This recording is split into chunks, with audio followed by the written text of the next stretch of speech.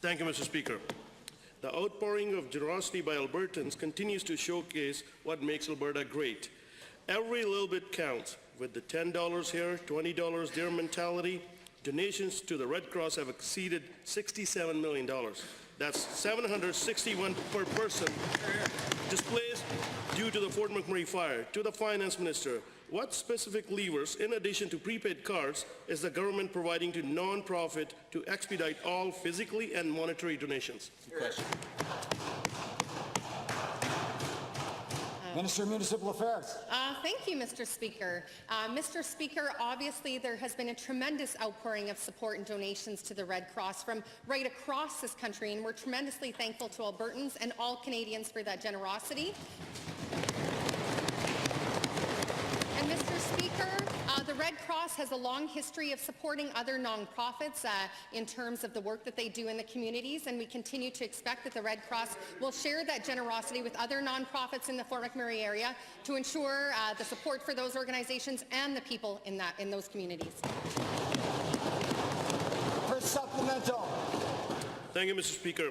Given that Charity Intelligence Canada has said that the frontline services will require significant support as we move into recovery and rehabilitation into the coming weeks and months, and given that the logistical challenges may be complicated by unplanned ventures and bottlenecking of Fort McMurray's transportation infrastructure on re-entry, to the Transportation Minister, what plan is being developed to ensure that transportation routes, scheduling of returns, and the thousands of individual humanitarian missions can be all accommodated in a safe manner?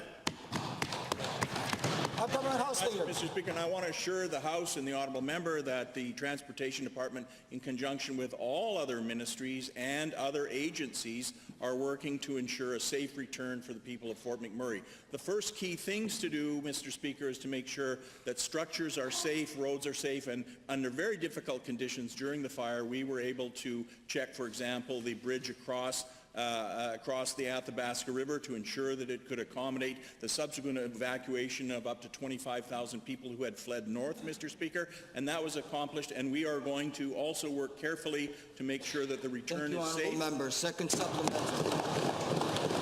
Thank you, Mr. Speaker. Given that this outpouring of support and generosity is not limited to this province, or indeed within the borders of our country, and given that international sources are coming forward by offering financial support to assist in the relief and humanitarian efforts, to the Trade Minister, how specifically are you coordinating donations that come from foreign countries, both enterprises and government, and where will this assistance have the greatest impact? Minister of Economic Development and Trade. Thank you very much, Mr. Speaker. And I'll thank the member for the question. And he's quite right to point out that the outpouring of generosity has occurred not just from all corners of our province and from all corners of our country, but quite frankly, Mr. Speaker, we've had a number of offers for support from our international partners. I've spoken with some of the representatives myself. My ministry is coordinating the donations that are being offered through our ministry to help the residents of Fort McMurray. And on behalf of the Government of Alberta, we thank all of our international friends for whether they've donated firefighter support, like from the country of Mexico, to other countries who have offered their support. Thank you, Honourable Minister.